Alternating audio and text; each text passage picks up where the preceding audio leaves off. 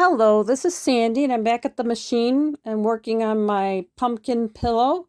I started over a week ago, I think, maybe about a week ago, and I put out a video just showing what I was working on, a real short one, and asked if anybody wanted to see my progress, and one or two of you responded, so I figured I'd show you where I'm at. So this Enchanted Pumpkin by Claudia's Creations. It's an machine embroidery project with applique. And it did take me a little getting used to the way that the method or the technique that she uses. I think it's called perfect pin placement, where you stitch out a crosshair and after you make markings to a square piece of fabric, you match up a specific marking according to her directions to the placement mark or the crosshair, and then you stitch. But it's kind of a little bit more involved than that, and I won't get into it because you have to buy the design and you have to read through all the instructions and follow them carefully, and that's what I did. And I wanted to change this top part because I didn't want mine to be Halloween. As I said, I wanted it to be fall / Thanksgiving. And so that's what I'm working on right now. But I wanted to show you that see if I can get back far enough. This is what I have so far.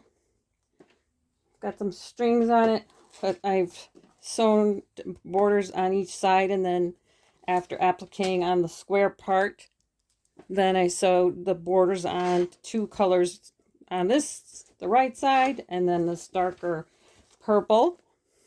I'm not doing this very well, but the purple on the left, and then on the top there's a purple sash, so it's like two and on the right and two on the left, one going across the top.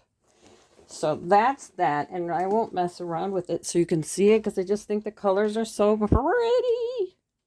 And the pillow form that it's going to need is 22 by 22, so it's a pretty big pillow. And there's also, I think, another small border that I could put around the outside if I wanted to. And I could also do piping or cording. So I might do that. And I'm going to put probably a zipper enclosed back to it, with the two flaps with the zipper. And so I just thought I'd share this part of my journey that I did finish the whole top. And I think it turned out pretty. And then I wanted something different for lettering. And so I'll show you. This is the part I wanted to put thankful and grateful across this whole top. And so I found I think it's some kind of chain stitch off of Etsy, buyer there. And I thought that this design was really different. Let's see if I can get you in there to show you. If I can, it's like it goes around and does the understitching, and then it starts doing an outline like it's doing right now all around the edge, and it almost looks a little bit like cording to me. Not cording, I don't know how to describe it. Maybe you know a better word for it, but see how it's going around the outside? Well, it does that. And it goes inside a little bit more. It continues to go around the outside of the letter, but it goes inside a little bit more. So it just keeps layering this beautiful design. And I've never used this one before. I thought it would be fun to try something new. And I just thought that really would look really pretty at the top because this goldish color of embroidery thread will fit in with the backing that I'm going to use. I'm trying to decide which one that will be. You see, while that's stitching out, I'll back that up and show you that I'm deciding between this pretty, it's got gold metallic in there, and I really like the leaves also gold metallic, So I haven't decided yet. I might maybe do a trim around the edge or the cording using both. I have to play around and see what I like. But now, if you can picture that with stitching out, and here's the top. This is the top of the pumpkin. What's stitching out will be sewn to this top part. And so I've got my pumpkin with the green tendrils, fallish colors, and then I'll have that gold lettering on the top, kind of like that. And yeah, I think it's going to look really pretty. So that's where I'm at. And as I mentioned, I think I'm going to try and do a zipper enclosure back. And it would be fun to try my cording foot. See if I got that while I'm stitching out. You know, I could do another video with that.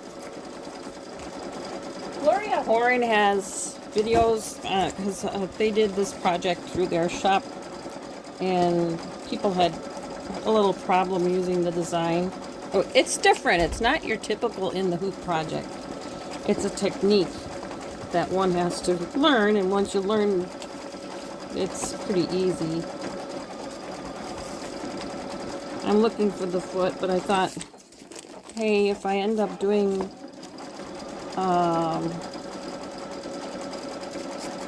the cording, yeah, it's cording foot. I have a couple of cording feet.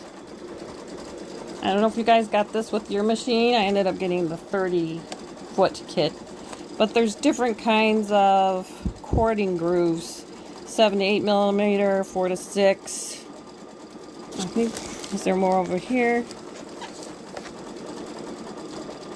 No.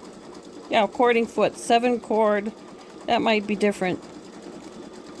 But anyway, there's different sizes of cording feet. So I'm going to study that a little bit. And perhaps I'm going to do that with my pillow. So let me know if you're interested in all that. Sorry if you saw the back of my head there. Oh, we're just keeping it real here. But that's all. I just wanted to give you a little update on where I'm at right now. Okay? So in about an hour, around an hour, I'll have this first half sewn. Then I've got to take it out of the hoop and recenter the second half. And depending on how that looks when it's stitched out, I might put a little something like in the center. A leaf, I don't know. I haven't decided it. You know how it's one of these things where you just kind of decide as you go. So that's it. That's what's going on. And at the end, in either case, I'll try to do a quick video to show you how it turned out. Hopefully it will turn out as I have imagined.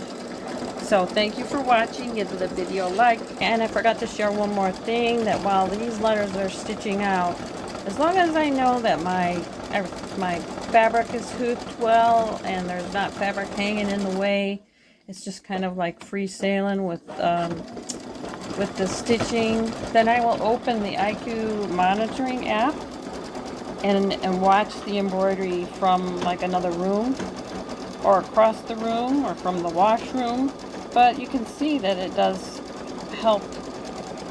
It shows you where it's progressing throughout the design, and then it shows how many minutes. And if you press on thread color list, you can see there's the thread colors. Mine's just all one color. I didn't bother to change them all. I just grouped all my colors together. So as you can see, it's moving around. And so that's what I did. I installed the IQ monitoring app on my phone, and then I just connected it to my machine through Wi-Fi, opened it up when it was sewing, and now I can monitor its progress. So I just wanted to share that last thing with you. That's it. Thanks for listening and watching.